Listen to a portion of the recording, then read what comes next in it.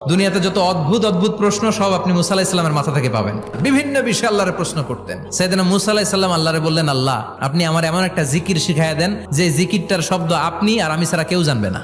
দিনে রাতে সব সময় এই জিকির আমি করব, আপনারে ডাকবো, কিন্তু শর্ত হলো এই জিকিরটা জানবে শুধু আপনি আর জানবো শুধু আমি। আল্লাহ বললেন, মুসা পড়ো লা ইলাহা ইল্লাল্লাহ।